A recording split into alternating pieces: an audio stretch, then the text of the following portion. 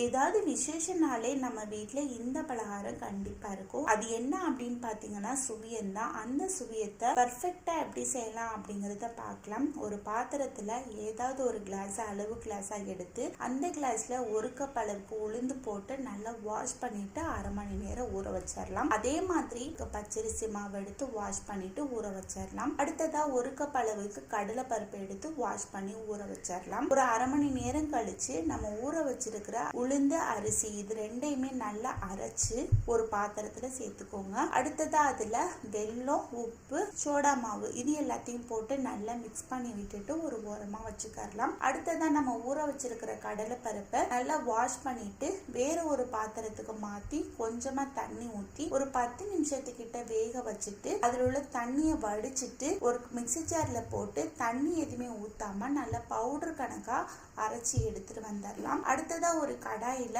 1 class அளவுக்கு வெல்லம் போட்டு கொஞ்சமா தண்ணி ஊத்தி அது நல்லா பொங்கி வர வரைக்கும் நல்லா மிக்ஸ் பண்ணி விட்டுட்டு நம்ம ரெடி பண்ணி வச்சிருக்கிற பருப்பை எடுத்து அதுல போட்டு இது ரெண்டும் நல்லா மிக்ஸ் ஆகுற வரைக்கும் கிளறி விட்டுட்டு இதுல கொஞ்சமா ஏலக்காயும் ஒரு 2 ஸ்பூன் அளவுக்கு நெய்யும் போட்டு நல்லா மிக்ஸ் பண்ணி விட்டுட்டு இது நல்லா ஆறின பிறகு உருண்டை பிடிக்க ஆரம்பிச்சிடலாம். பிடிச்ச உருண்டைய நம்ம ரெடி பண்ணி இருக்கிற மாவுல கோட்டிங் பண்ணி ஒவ்வொன்னா பொரிச்சு எடுத்துடலாம். பொரிக்கிறதுக்கு எண்ணெய் ஊற்றி காய வச்சிருக்கேன். இந்த எண்ணெயில ஒவ்வொரு உருண்டையா போட்டு நல்லா டிப் பண்ணி இதுல போட்டு பொரிச்சு எடுத்துக்கோங்க. ஒவ்வொரு உருண்டைக்கும் இடையில கேப் இருக்கணும். நம்ம எல்லாருக்குமே ரொம்ப பிடிச்ச சுவிய ரெடி ஆயிடுச்சு. செம்ம டேஸ்டா இருக்கும். கண்டிப்பா இந்த மாதிரி ஒரு தடவை செஞ்சு ட்ரை பண்ணி பாருங்க. இந்த வீடியோட ஃபுல் லிங்க் கொடுக்குறேன், செக் பண்ணி பார்த்துக்கோங்க.